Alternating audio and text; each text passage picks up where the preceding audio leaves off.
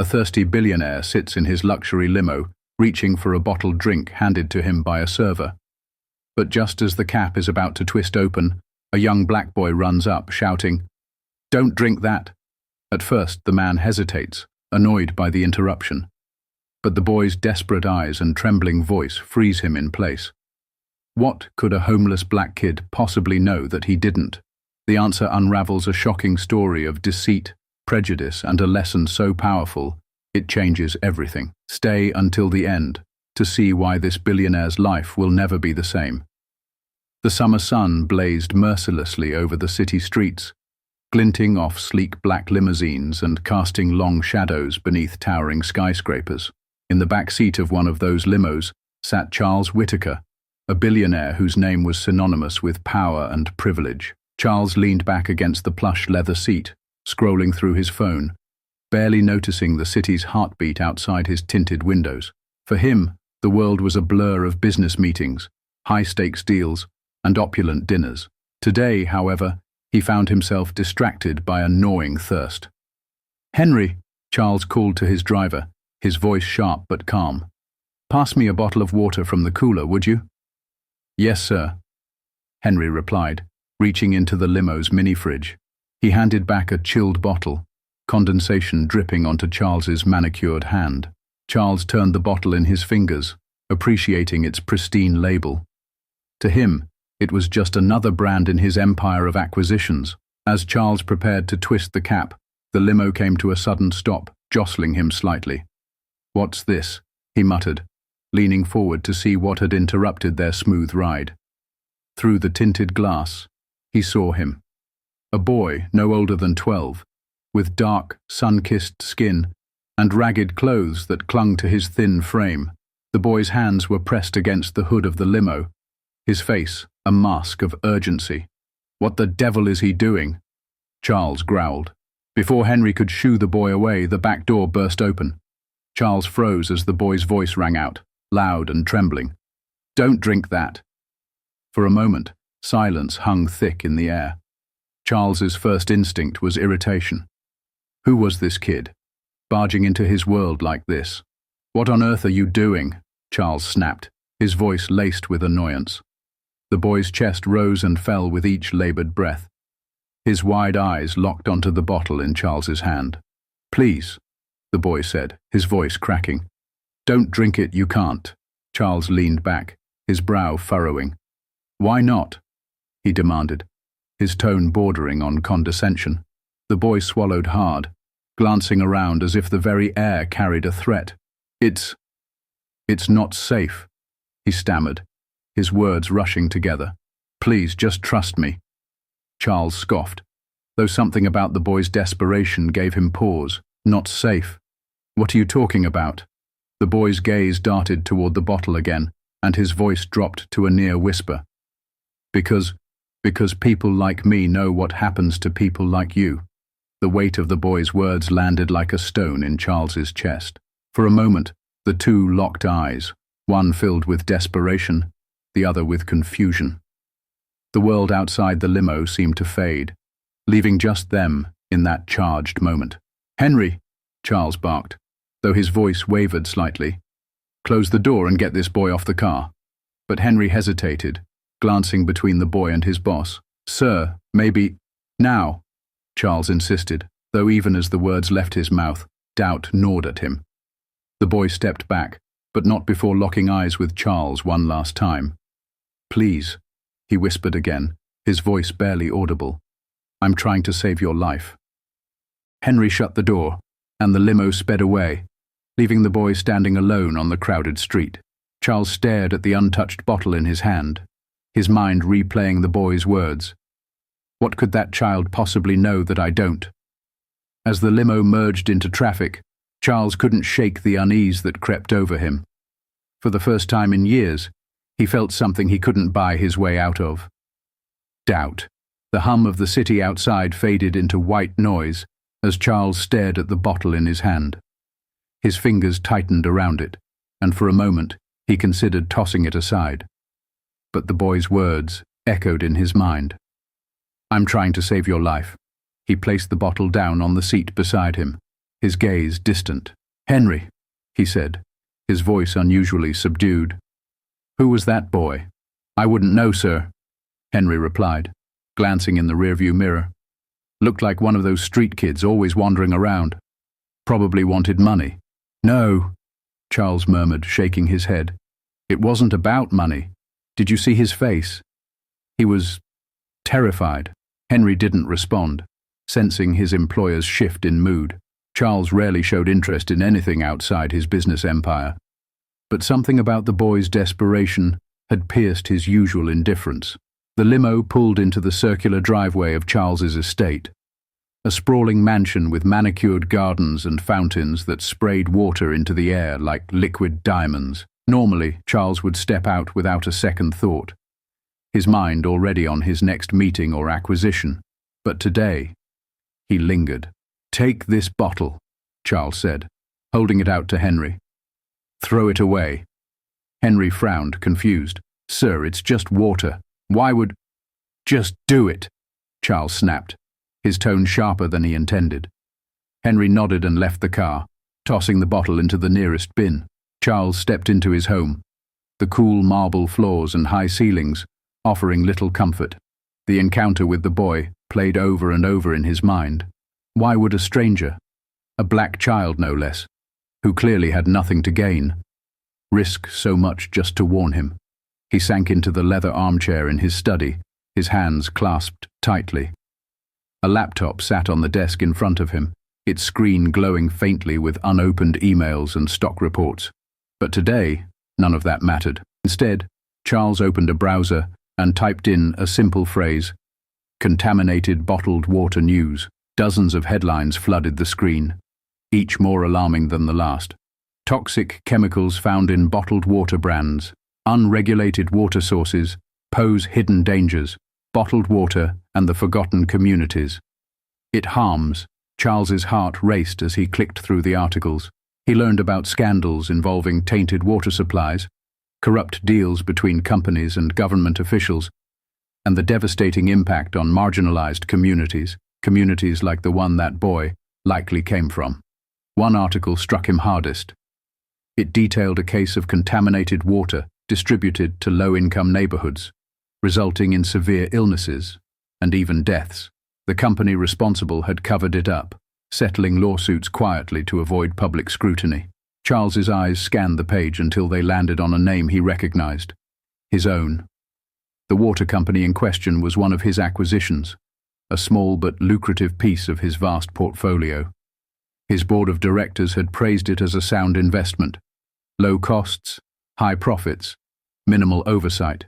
He hadn't asked questions, trusting his team to handle the details. But now, he felt a sickening weight in his stomach. Charles leaned back, his breathing shallow.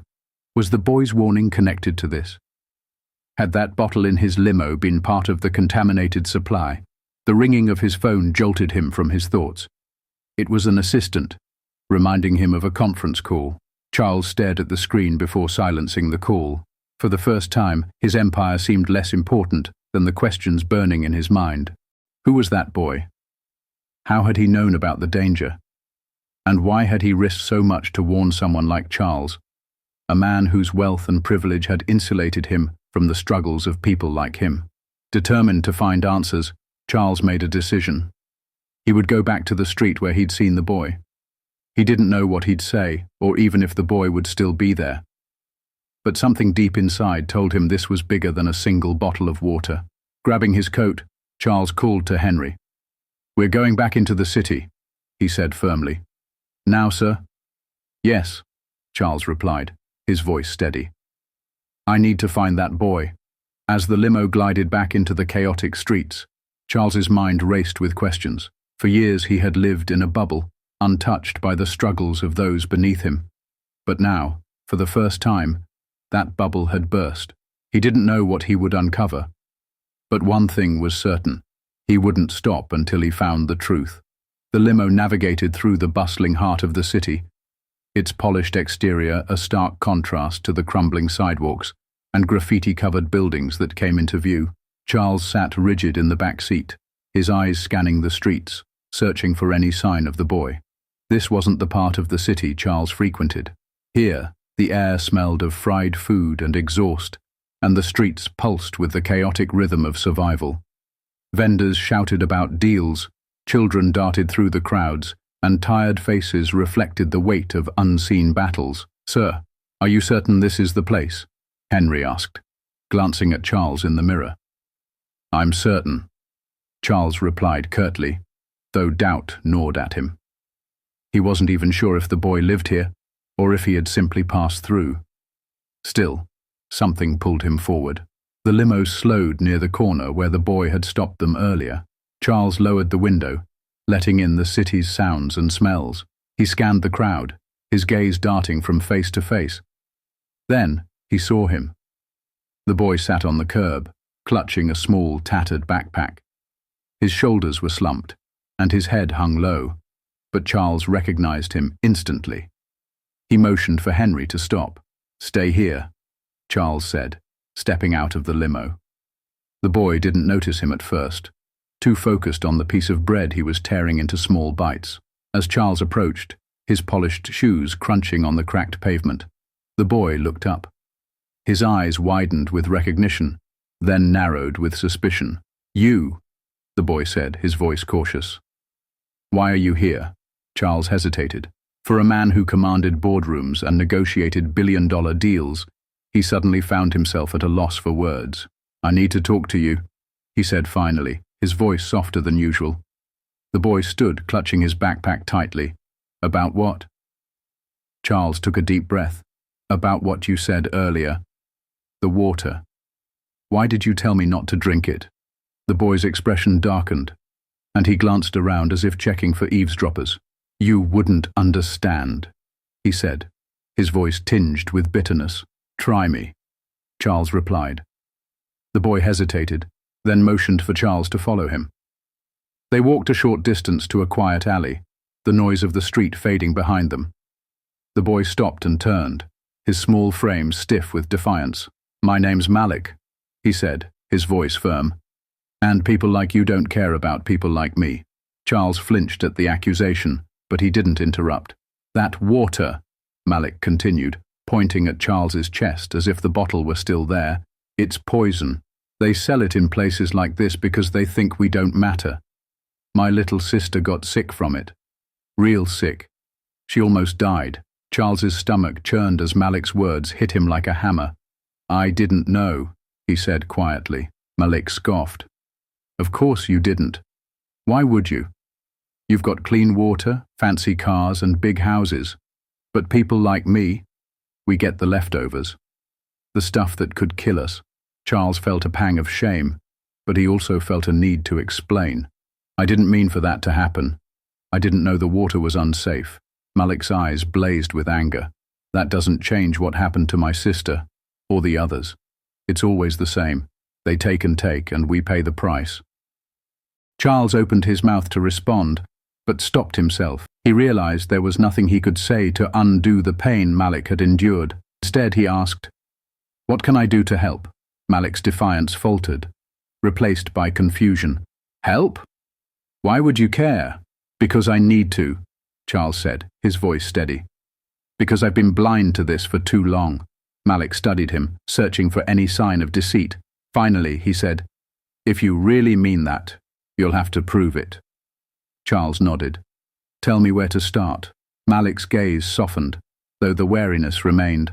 "There's a shelter a few blocks away. They'll tell you everything you need to know. But if you're lying—" "I'm not," Charles interrupted. Malik's expression shifted, a flicker of hope breaking through his hardened exterior. "Then go there. Talk to them. See what they're dealing with." Charles nodded again, the weight of Malik's words settling over him. This wasn't just about a bottle of water anymore.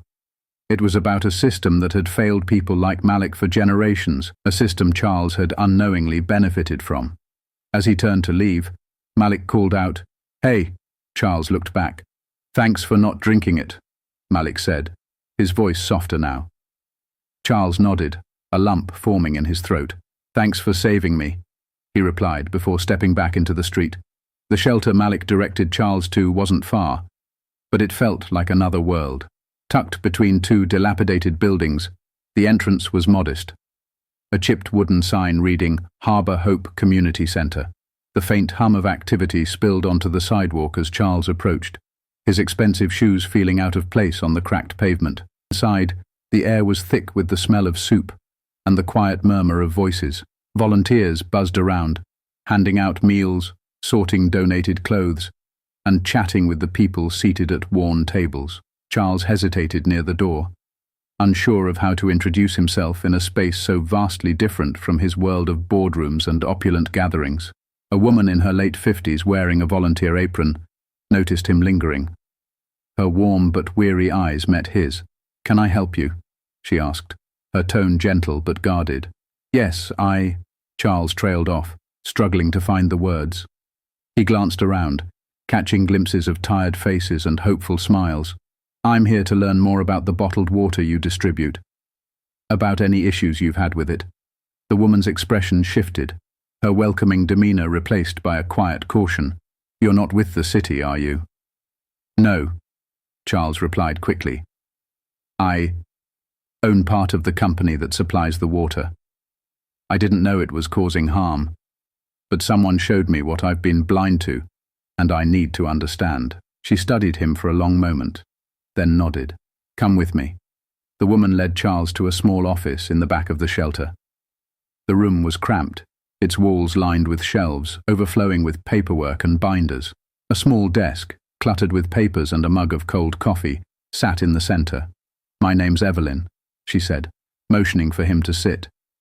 "I've been running this shelter for over a decade, and I've seen a lot of promises from people in suits. So, forgive me if I don't trust easily."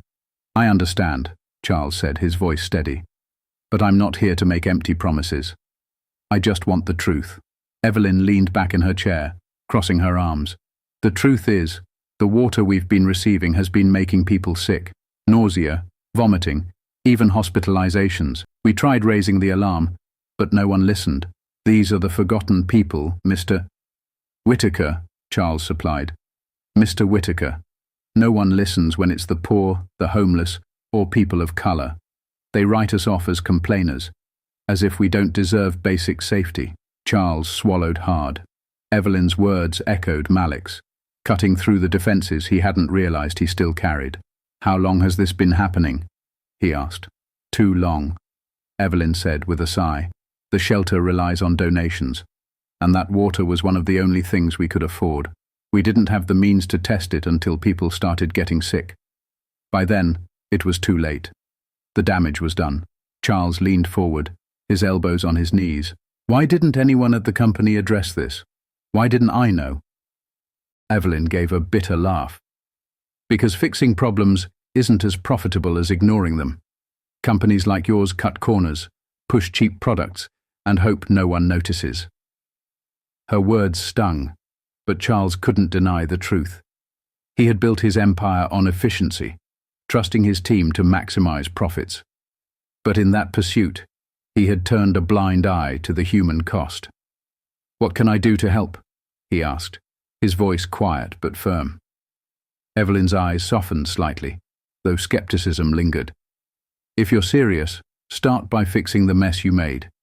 Replace the water with a safe supply. Cover the medical costs for the people who were affected. And then, look deeper. This isn't just about water. It's about a system that prioritizes profit over people." Charles nodded, a heavy resolve settling over him. "I'll do it," he said. "We'll see," Evelyn replied, her tone cautious but not unkind. "It's one thing to say you'll help. It's another to follow through." Charles stood, his mind racing with plans. As he left the office, he paused to look around the shelter once more. The faces he saw weren't just statistics or abstract ideas. They were people who had been hurt by a system he had profited from. When he stepped outside, Malik was waiting on the curb. His arms were crossed, and his expression was guarded. "Well?" Charles met the boy's gaze. "You were right," he said simply. "About everything." Malik's eyes widened slightly, but he quickly masked his surprise. So, what now? Now I make it right, Charles replied. You better, Malik said, his voice sharp but hopeful. Charles nodded, knowing the boy's trust wasn't easily earned. But as he climbed back into the limo, a newfound sense of purpose filled him. For the first time, his wealth felt like a tool for change, not just a measure of success. As the limo drove away, Charles glanced out the window at the shelter fading into the distance. He didn't know where this path would lead, but he knew one thing for certain. He could never go back to the man he had been before Malik shouted, "Don't drink that." Weeks had passed since Charles's meeting with Evelyn and Malik, but for the first time in years, his days weren't consumed by profit margins or expansion plans.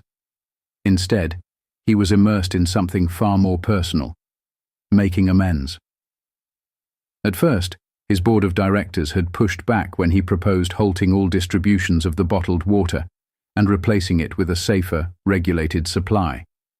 They cited costs, logistics, and damage to shareholder trust. But Charles stood firm, his voice carrying a conviction that silenced even the most hardened skeptics. This isn't just a financial decision, he told them during a tense meeting. It's a moral one. If you can't support that, you're welcome to leave. Within days, the tainted water was removed from circulation, replaced with a safe and tested supply. Charles personally oversaw the effort, ensuring that shelters like Evelyn's received the first deliveries. He also announced a fund to cover medical expenses for those harmed by the water. The move sparked headlines, some praising him as a pioneer of corporate accountability, others calling it a calculated PR stunt. Charles didn't care about the noise. He cared about the work. One afternoon, Charles returned to the Harbour Hope Community Centre. The new water supply was already stacked neatly in a corner, with volunteers distributing it alongside fresh meals. Malik stood near the back, handing out bottles to a line of people with a quiet determination. When Malik spotted Charles, he hesitated for a moment, then walked over. "You're back," Malik said, his tone cautious but less guarded than before. Charles smiled faintly. "I told you I'd make it right." Malik folded his arms, studying him. "You did," he admitted. "But why? Guys like you don't usually care about people like us." Charles knelt slightly so they were eye level. "Because I was wrong," he said simply, "and because someone like you cared enough to warn me, even when you didn't have to." For the first time, Malik's tough exterior cracked. "You saved a lot of people," he muttered, glancing toward the stack of clean water, "including me." Evelyn approached, her face alight with cautious optimism. "You've done more than I expected, Mr. Whitaker," she said, shaking his hand firmly. "The shelter's seen fewer illnesses, and your fund has helped families get the care they need. But this isn't the end of the road." Charles nodded. "I know. I want to do more, not just for the shelter, but for the system that allowed this to happen in the first place." Evelyn's brow lifted, impressed but skeptical. "That's a big promise." "I intend to keep it," Charles replied. He wasn't just making empty gestures. In the following months, Charles launched an independent investigation into his company's operations, uncovering other questionable practices he had unknowingly profited from. Each discovery was met with swift action, from reforming policies to firing complicit executives. But Charles didn't stop there. He began funding initiatives for clean water access in underserved communities, partnering with grassroots organizations to ensure the work was led by those who understood the struggles firsthand. Malik became a regular at the meetings, his sharp instincts and unyielding honesty earning him a seat at the table. One evening, after a particularly productive meeting at the shelter, Charles and Malik sat on the curb outside, watching the city lights twinkle against the night sky. "You know," Charles began, his voice thoughtful, "when you stopped me that day, I thought you were just some kid trying to cause trouble. But you taught me more in 5 minutes than I'd learned in decades." Malik shrugged. a small grin tugging at his lips. "Guess you just needed someone to yell at you." Charles chuckled, the sound lighter than it had been in years. "Maybe, but it wasn't just the yelling, it was the truth behind it."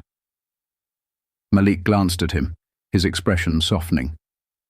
"I didn't think you'd listen," he admitted. Charles placed a hand on his shoulder. "Sometimes it takes someone brave enough to speak up to make people like me listen. Don't ever stop doing that." As they sat together, the city continued its chaotic rhythm around them. But for Charles, the noise had shifted. It wasn't just the hum of a city anymore. It was the sound of change, of lives being rebuilt, of a billionaire discovering what truly mattered. For Malik, it was proof that even the smallest voice could spark a revolution. And for both of them, it was a reminder that the world wasn't changed by silence, but by courage.